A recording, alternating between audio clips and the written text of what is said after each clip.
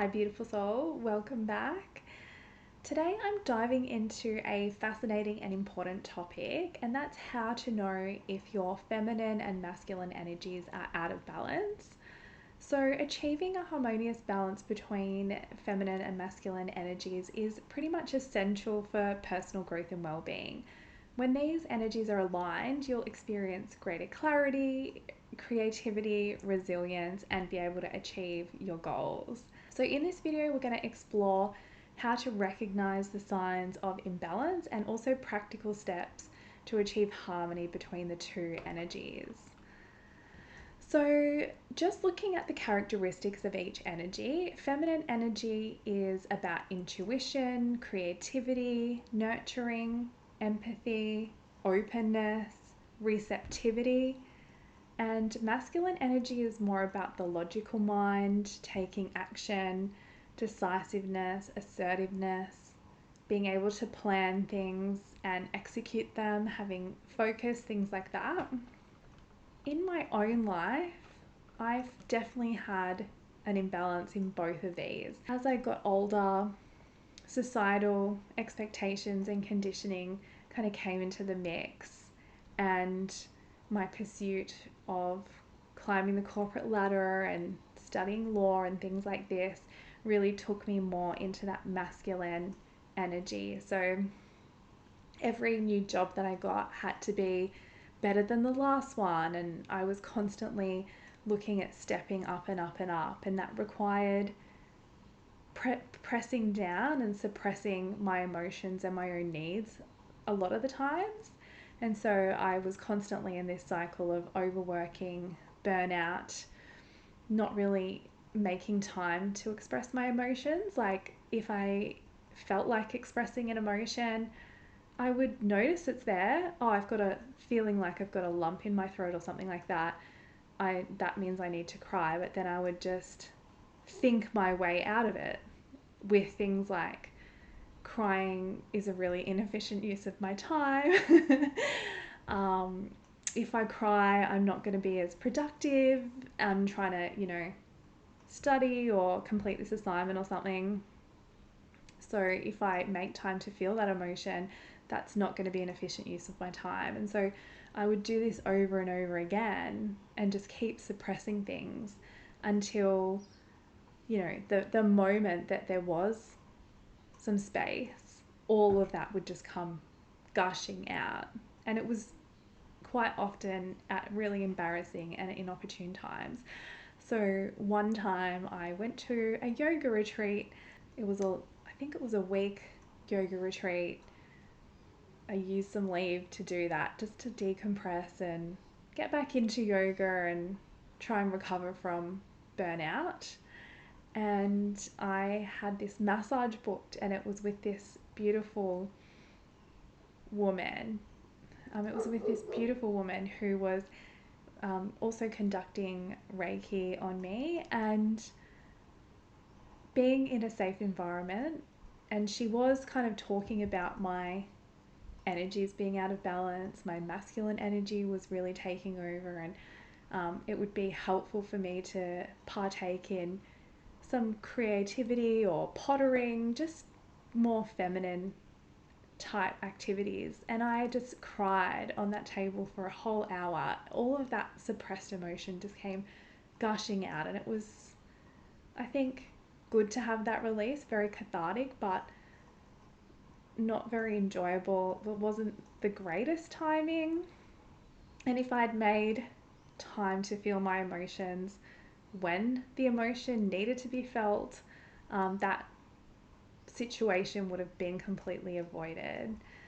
So, doing this, I think, over time and just seeing the impact of it meant that when there was some grief or disappointment or something had happened, I wasn't processing through that.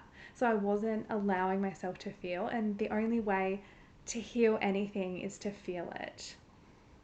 So we have to feel in order to heal. And this is something that, as more difficult and challenging situations came up, became more apparent for me. I've been conditioning myself for so many years not to feel, not to honor that part of me, that emotional part of me that we all have. We're human beings.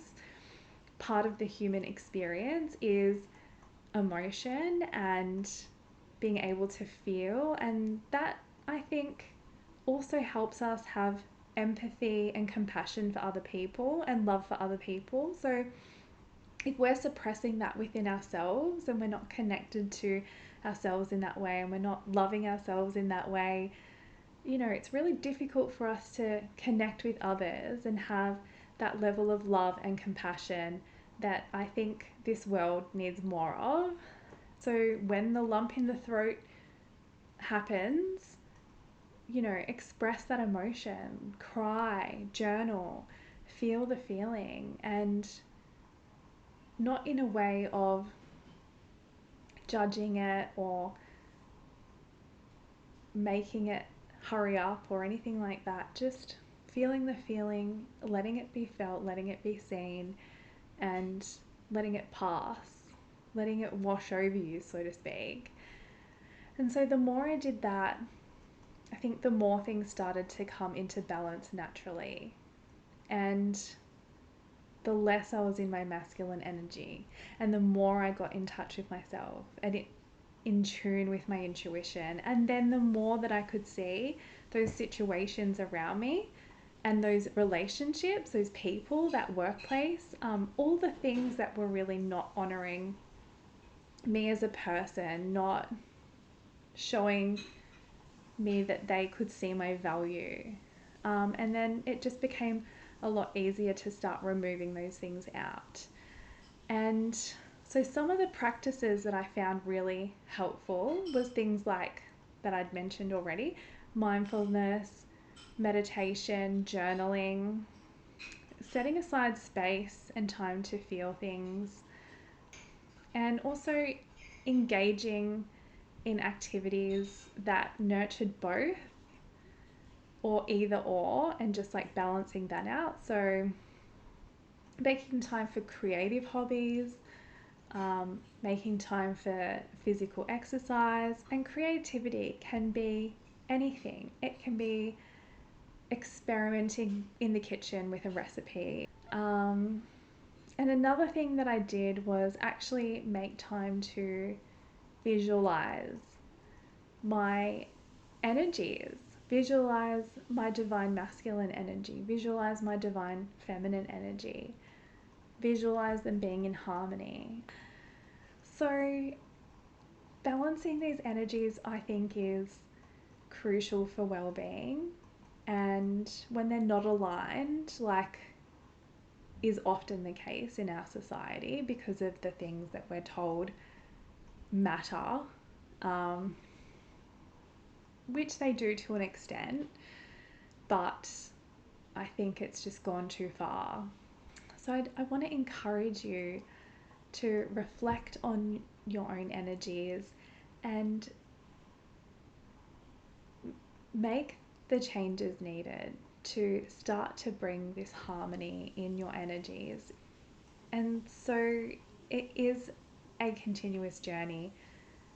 We're always growing, we're always learning, but every small step in the right direction has the potential to make a big difference.